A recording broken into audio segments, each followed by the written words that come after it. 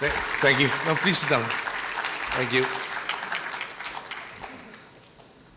Secretary Albert Rosario, Secretary Benigno S, Excellencies of the Diplomatic Corps, awardees of the 2012 Presidential Awards for Filipino individuals and organizations overseas, officials and staff of the Commission of Filipino Overseas, fellow workers in government, honored guests, mga minamahal ko pong kababayan, magandang gabi sa inyong lahat, maayong gabi, maayong pabengi, naayong bagarabi, meron pa ubang kulang.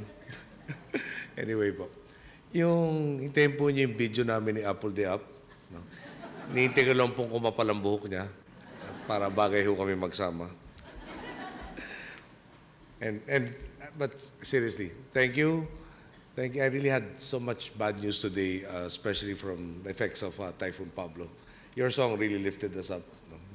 The numbers are not really, they seem to be alarming. Hopefully, they were erroneous numbers, which will be corrected soon.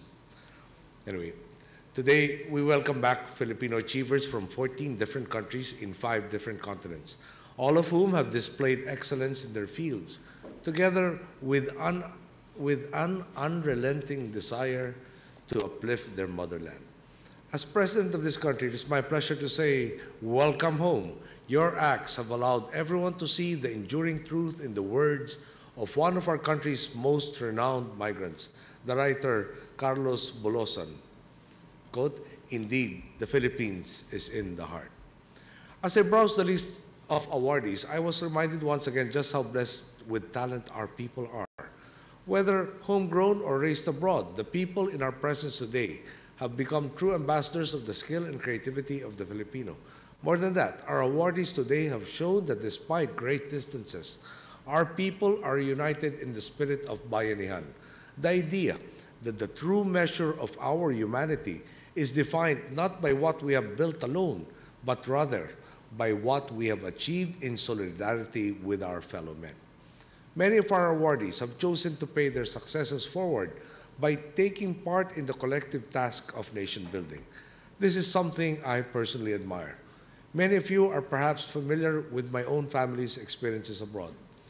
For years, we lived as political refugees, and this allows me to sympathize with the difficulties the migrants here have gone through, the pain of separation from your loved ones, and from the places and even the food you've grown familiar with, compounded by the inescapable longing to return.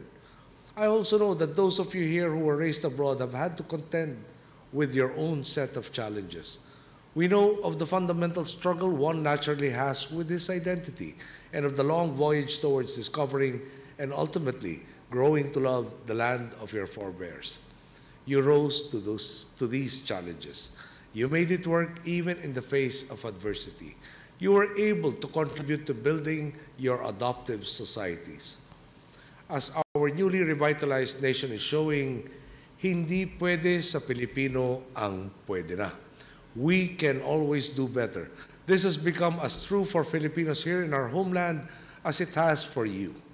And in this new chapter of our history, Filipinos everywhere in the world are increasingly finding ways of working together in this constant quest for excellence, so that we may fulfill the collective aspirations of our people sooner rather than later. And now that we have a government that is truly on the side of the people, our common aspirations come to the fore. Empowering the citizenry by investing in healthcare, fighting for the human rights of Filipino migrant workers, and making certain that our culture and heritage etch the rightful mark in the global arena.